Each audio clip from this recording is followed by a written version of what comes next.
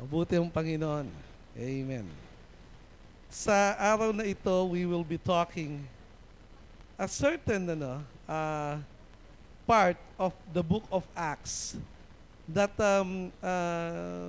something that is close to me when it comes to homily or sermon.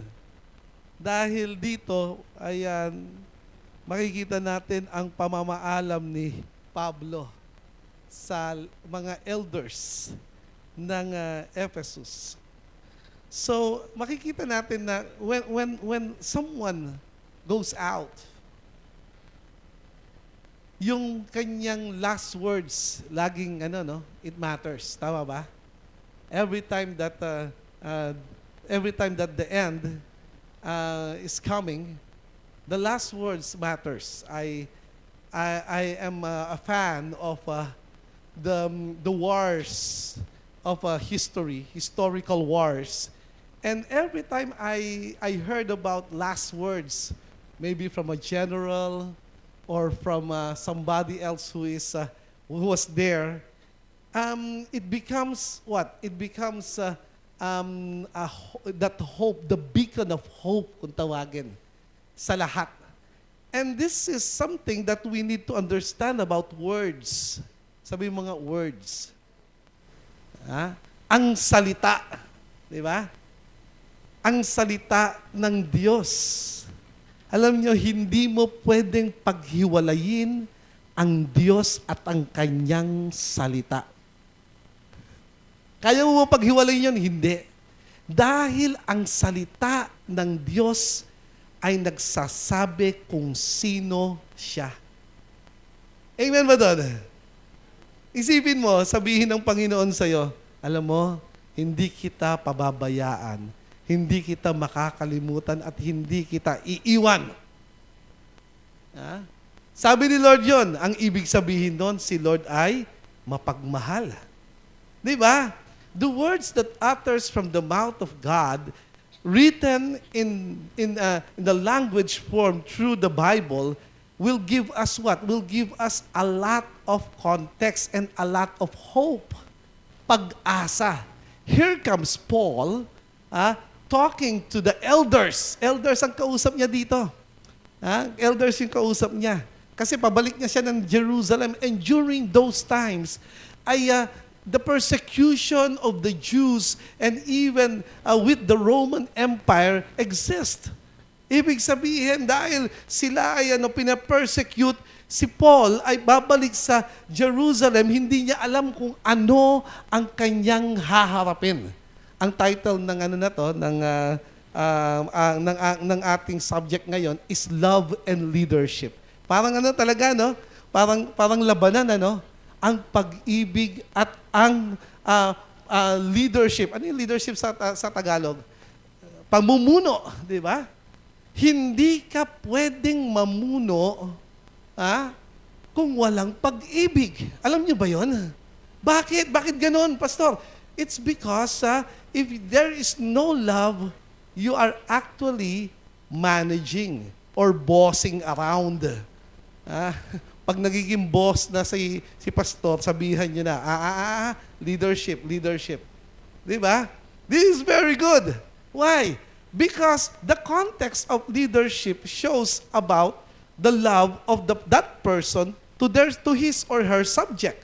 Like, when we talk about being a king, ang hari, di ba? Yung hari ngayon, ibang klase na yung hari ngayon. Although ang mundo ngayon, nagiging reyna na lahat.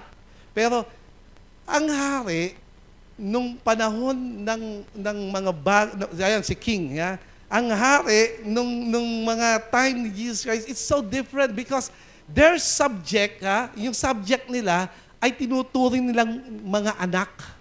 Alam niyo ba yun? Anak ang tingin nila.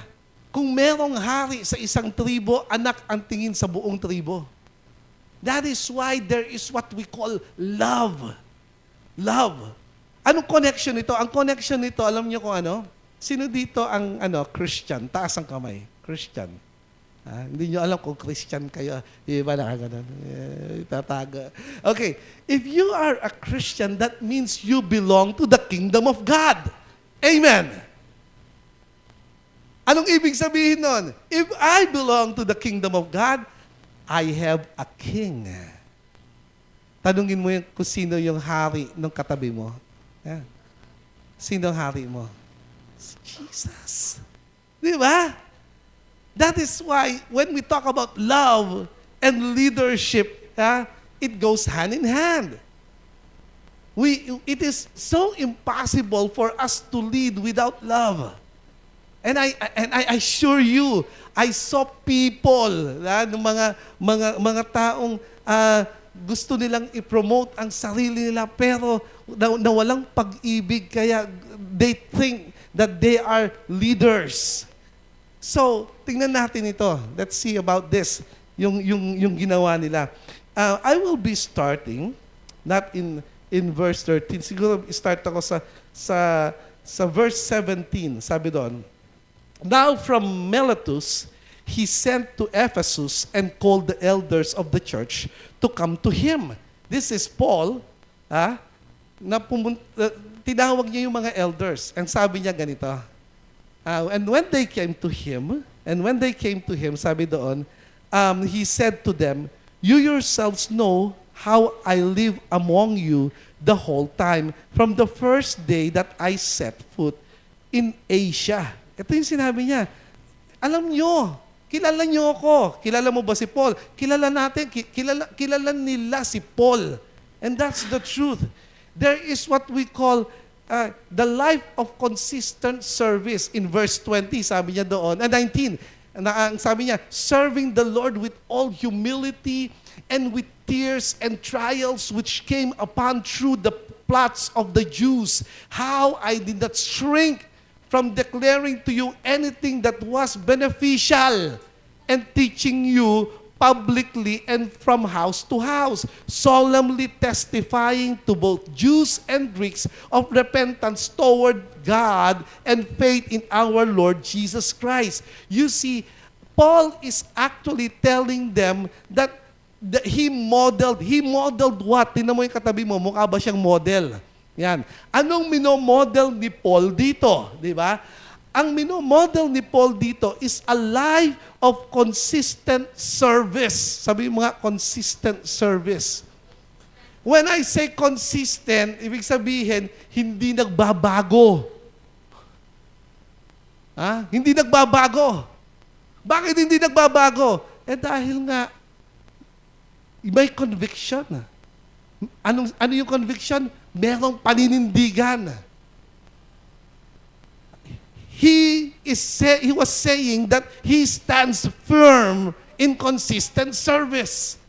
Standing firm in consistent service is very important in the service of in the kingdom of God. Kinakailangan consistent tayo. Hindi pwede, wala muna, hindi muna ako pupunta ngayon. Alam mo yung maraming mga employee, iniisip nila, mapagod ako. Bahala muna sila. Hindi consistent, di ba? Minsan, maaga ka, pero madalas late ka. Di ba? Minsan, late ka, minsan maaga ka.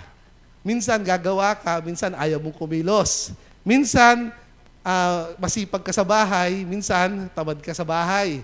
Yeah? Consistent ba yun? No, it's not. But Paul, ayon dito sa passage ito, Paul models ministry characterized by humility. Yun na nakita natin, di ba? Sabi niya, humility. Ano yung humility? Pagpapakumbaba. Merong pagpapakumbaba kapag ikaw ay naglilingkod sa Diyos. Anong ibig ko sabihin? It's all God's. Because, what? Life is all about who? It's all about God.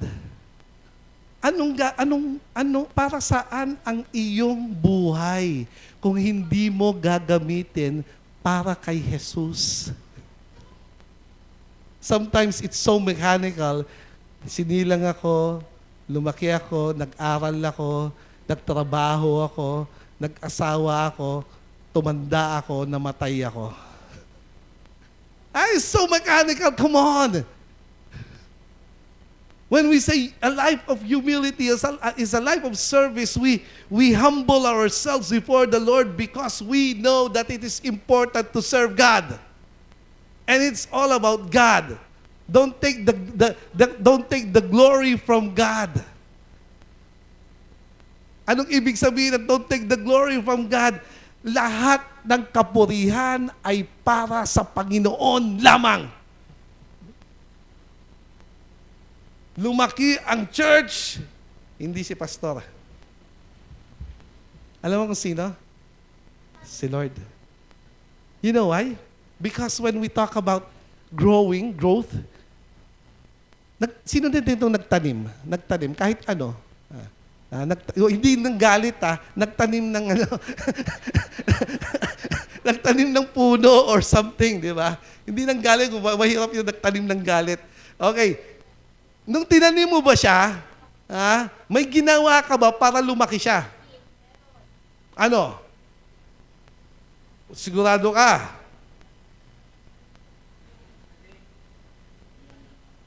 Kailangan ba talaga yun? Come to think of it. Kinausap. Nung nung lockdown, dami ko makausap sa vlog. Wala nang makausap. Wala nang makausap. You see, God caused them to grow. Sabi ni Jesus Christ, look at the birds in the air. No one is taking care of them, but they keep on what? Living. The Father God gave them something to eat. So do not worry about anything, but serve God with humility. Sabi niya, with tears. That was in verse 19, I think. Sabi niya, with tears. Maluha-luha. Sino dito lumuluha dahil sa hirap ng pagpunta sa church at hirap ng pag-i-invite sa church at hirap lahat na yata. Yung kikilos sa Sunday school, palagay ko may umiyak na sa Sunday school, no?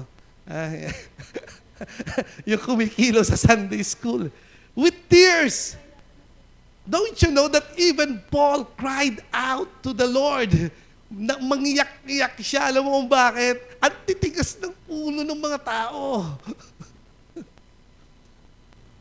Example, meron namang chat room. Nung nag-chat siya, walang pumansin. Sino ba naman maiinis nun? Di ba? This is how we work. Ministry is messy, magulo, and then trials. Don't you know that life is a test and life is a trust? Di ba? Nakuha ko yun kay Rick Warren. Sabi, life is a test and a trust. Wag mong akalain na ang buhay mo ay magiging maayos. May kaayusan kay Lord, kaya lang ang katotohanan, there is this what we call constant testing. And we should have what? Constant trusting. Pagtitiwala. Alam niyo yung pagtitiwala? Sino dito nakakaalam ng word na pagtitiwala? Ang pagtitiwala ay ganito. Isipin mo yung pagtitiwala. Ito yung pagtitiwala.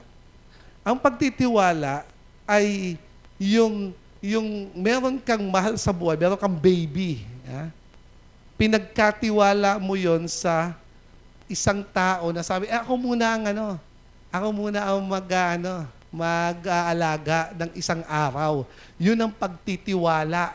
Ibig sabihin, something that will hurt you. You gave it anyway. Pagtitiwala yung sumagot ka, yes. Pagtitiwala yung sumunod ka sa ginagawa, pinapagawa sa'yo. Pagtitiwala lahat yon. Something that really what? Hurt you.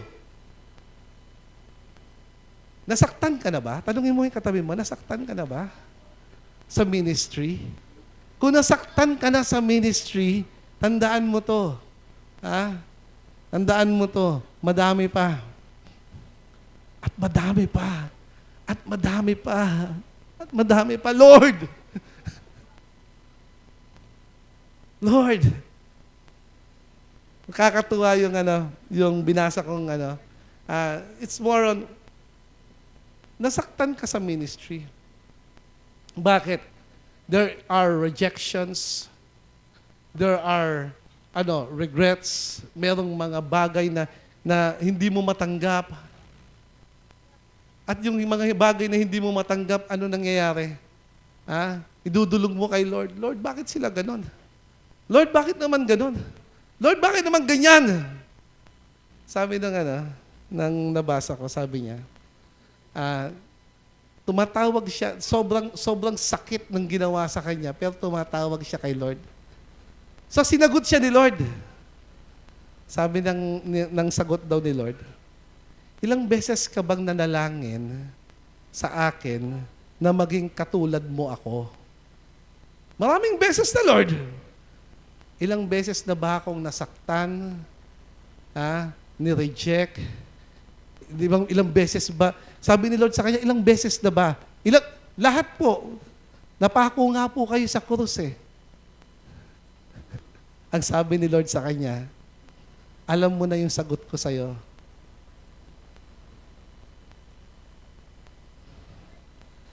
Whenever we go to the ministry and the mission of God, I tell you, masasaktan ka.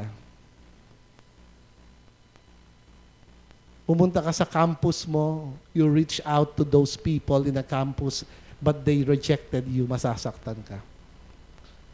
Pumunta ka sa opisina mo, I tell you, masasaktan ka. And everything that this world will tell you that you are not worth it, sasabihin sa'yo, masasaktan ka.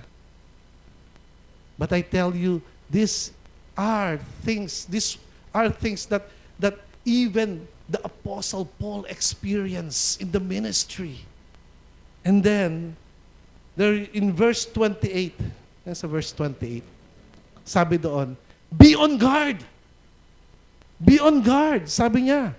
For yourself and for all the flock among which the Holy Spirit has made you your overseers, to shepherd the church of God which He purchased from His own blood. I know that after my departure, savage wolves will come in among you, not sparing the flock. And from among your own selves men will arise, speaking perverse things to draw away the disciples after them. Therefore, be on alert. Sabi mo nga, be on alert. Remembering that night and day for a period of 3 years, I did not cease to admonish each one. Sabi niya, with tears. So, not only that life of consistent service, but there should be what? The call to guard the flocks. It's a leadership thing. Sabihin mo sa katabi mo, tingnan mo yung katabi mo, sabihin mo, ang issue mo, sabihin mo, ang issue mo ay issue ko. Ang issue mo sa buhay ay issue ko sa buhay. Sabihin mo, umayos ka. Kung nasasaktan ka, nasasaktan din ako para sa'yo. Naintindihan nyo? Naintindihan nyo to? That is why we are called right now to be on alert. To be what? To guard everyone. Let's guard each other. Etong problem, while we guard each other, matigas ang ulo niyang katabi mo. Tigas ang ulo niyan. Sabihan mo yan, galit pa. Sasabihan ka na nga lang, para sa'yo naman, galit ka pa. Huwag kang magagalit, para sa'yo yun, para sa atin yun. You know why? Because if you belong in the kingdom of God, you are wearing one shirt, and that one shirt, isa lang ang tatak natin. Alam mo kung ano? Si Kristo. Kapag ka nagkamali ka, ang kapulaan mo, masyadong malalim yung kapulaan eh. Ang mga bagay na hindi maganda na nakikita sa iyo, guess what? Damay-damay. Right? At ang pinakamasakit na idamay ay ang Panginoon. If I am a Christian, therefore I should stand firm no matter what. Amen. Palakpakan natin ang Panginoon. In verse 32, ito yung sinabi, and now, I entrust you to God and to the word of His grace, which is able to build you up and to give you the inheritance among all those who are sanctified. In verse 33, I coveted no one's silver or gold or clothes. You see? And in 34, you yourself know that these hands serve my own needs and the men who were with me. In everything I showed you that by working hard in this way, you must help the weak and remember the words of the Lord Jesus, that He Himself said, it is more blessed to give than to receive. You see, this is the gospel of grace and sacrifice. Sabi mo nga, grace and sacrifice. You see, Paul places his trust in God's grace, emphasizing a life free from selfish ambition, working hard to support the weak, and prioritizing giving over receiving. Alam mo, isa sa prayer ko ay yumaman ng CCO. Isa sa prayer ko, you know why? Pag tinitingnan ko ang mga taong nangangailangan ng tulong, that we can deliver the love of God to them. That we can do something to alleviate the pain and suffering of the people. Not for our own. Ang cheap nun. Sabi mo sa katabi mo, huwag kang cheap. What are the cheapest things in this world? The cheapest things are, number one, talk is cheap. Tama ba? Sinabi sa'yo, I love you. Ano ka naman? Ikaw naman ay naniwala ka naman. Yak. Sabi mo, talk is cheap. Yeah, talk is cheap. There should be action. Di ba? A life characterized by action. Ano pa yung cheap dito? Ang cheap yung pang samantala lang. Sabi ni Jesus, wag mong lang bigyan ng isda, turuan mo silang mangisda. Can you imagine that? Di ba? And these are the things that we need to understand. These are cheap things. Yung pang sarili. Magkakaroon ko ng... It's okay to have something. It's good to have something, right? Yeah?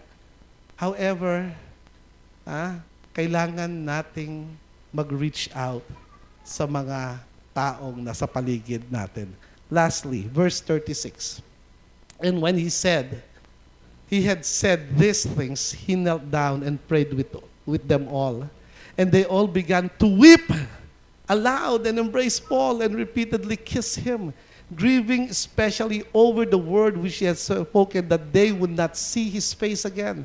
And they were accompanying him to the ship. Tandaan niyo to, sabi ni Paul, hindi ko alam kung anong mangyayari sa akin. Pero one thing for sure, nakahanda na ang kulungan para sa akin. Sabi niya yun. But this was the emotional farewell of Paul.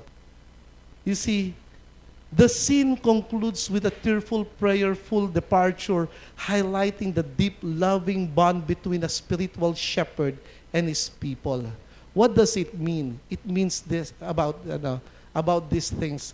It means that we should treasure and value the Word of God in our hearts. Anong ibig sabihin nun? Pahalagahan mo ang salita ng Diyos. Dahil ang salita ng Diyos ay buhay ng bawat isa. You are called to love. And you are called to lead. And the passage talks about loving and leading. Loving and leading. If you lead, you love. If you love, you lead.